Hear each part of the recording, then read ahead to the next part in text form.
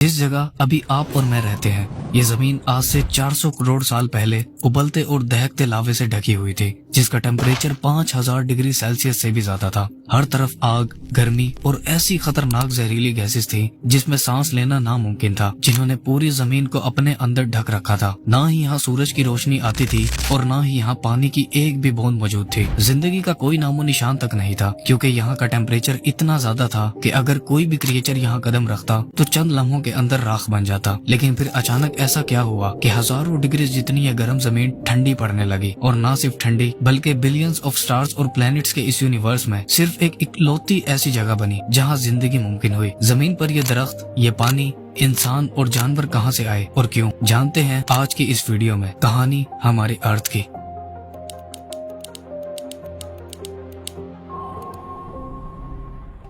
आज से करीब 6.5 बिलियन साल पहले हमारी स्पेस में एक डस्ट और गैसेस से बने क्लाउड और एक स्टार के अलावा और कुछ भी नहीं था। पूरी स्पेस एकदम खाली और खामोश थी। साइंटिस्ट ने इस गैसेस के क्लाउड को सोलर नेबुला का नाम दिया है। ये क्लाउड मेनली हाइड्रोजन और हीलियम गैसेस से बना हुआ था, जो यूनिवर्स में सबसे ज्यादा पाए जाने वाले एलिमेंट्स में से है। इसी क्लाउड में और भी कुछ एलिमेंट्स मौजूद थे, जैसे ऑक्सीजन, कार्बन, नाइट्रोजन और सिलिकॉन, जिनसे हमारे सोलर सिस्टम के ज्यादातर प्लैनेट्स बने हैं। ये बादल करोड़ों सालों तक ऐसे ही स्पेस की खामोशी में 100 लाइट ईयर्स तक फैला हुआ था। यानी लाइट को इसके स्टार्टिंग पॉइंट से एंडिंग पॉइंट तक पहुंचने में पूरे 100 साल लग जाते। लेकिन एक दिन इसके पास मौजूद उस स्टार में, जिसका हमने अभी जिक्र किया, एक बहुत बड़ा धमाका हुआ, जिसे साइंटिस्ट सुपरनोवा एक्सप्लोजन कहते हैं। ये धमाका इतना ज्यादा भयानक और इंटेंस था कि इसके फटने से उस क्लाउड के अंदर की सारी गैसेस, डस्ट और सारे एलिमेंट्स बड़ी ही तेजी से कंप्रेस होने लगे, जिसके नतीजे में ये अपने सेंटर की तरफ कोलैप्स होने लगा। इस कंप्रेशन के दौरान ये क्लाउड बड़ी ही तेजी से घूमने लगा। जैसे जैसे ये कंप्रेस होता गया, वैसे वैसे ये एक रोटेटिंग डिस्क में बदलता गया। इस प्रोसेस को सोलर नेबुला हाइपोथेसिस कहते हैं। इस रोटेटिंग डिस्क के सेंटर में एक न्यूक्लियर फिजन रिएक्शन होने लगा, जिसका टेम्परेचर 15 मिलियन डिग्री